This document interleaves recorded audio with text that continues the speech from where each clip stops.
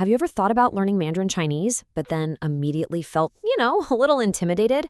Well, in the next few minutes, we're going to pull back the curtain and show you just how approachable this amazing language can be. Let's jump right in. First things first, let's just wrap our heads around the scale here.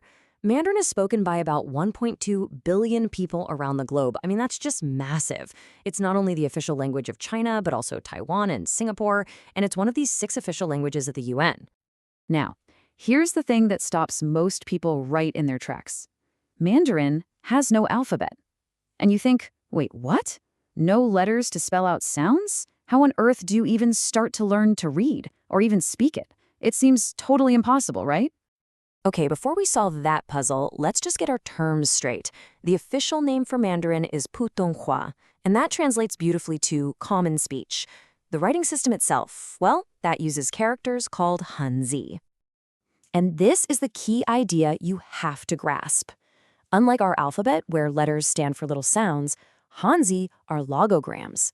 Each one of those beautiful, complex characters represents a whole word or an entire idea. It's a system that's been evolving for thousands and thousands of years.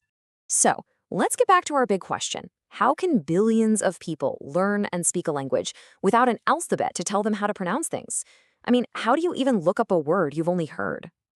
Well, the answer is this incredibly clever and honestly elegant system called Pinyin.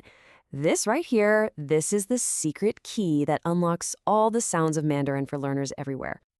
So let's spend a second on Pinyin, because if you get this, you are seriously halfway there.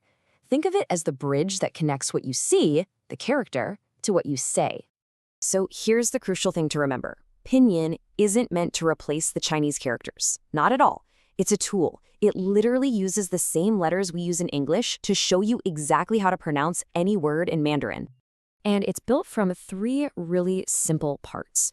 You've got initials, which are basically consonants. You've got finals, which are basically your vowels. And then, the most important part, tones. And that is all about the pitch of your voice. Let's really zero in on that third piece, the tones. Because this is what makes Mandarin a tonal language. And trust me, they are absolutely essential if you want to be understood. In English, the pitch of my voice adds emotion or emphasis. But in Mandarin, does it actually change the meaning of a word? The answer is a huge, resounding yes.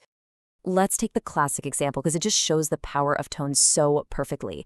The syllable is ma, simple enough, but if you say it with a high, flat tone, ma, it means mother.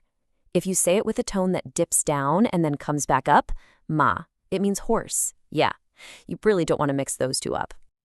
Okay, so now we have the building blocks, right? We have Hanzi for writing, Pinyin for the sound, and tones for the meaning. Let's actually put them into practice and learn some really useful words.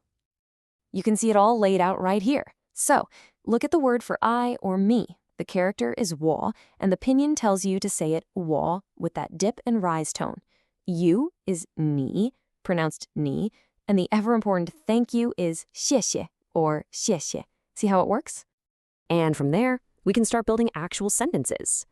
This phrase right here, 我叫玛利亚, simply means my name is Maria. You can see that 我 for I/my right there at the start. And you can just keep building on it. 我是印度尼西亚人. This means I am Indonesian. Again, it kicks off with 我, and the amazing thing is because you now know about Pinyin, you can read these sentences out loud right now, without even knowing a single character yet. So you see, the system actually makes perfect sense. The complex-looking characters, the Hanzi, that's what you read. The simple Pinyin is how you learn to speak. And the tones, well, the tones are what make sure your words have the right meaning. And it all starts with maybe the most famous phrase in the entire world. Ni hao. Literally, it means you good, but we all know it as hello. Just 2 simple syllables, ni and hao, both with that falling then rising tone. This phrase is your key. By understanding how Pinyin and tones work together, you've already leaped over the biggest hurdle in learning Mandarin. So the only question left is, now that you can say hello to 1.2 billion people, what doors could those 2 simple words open for you?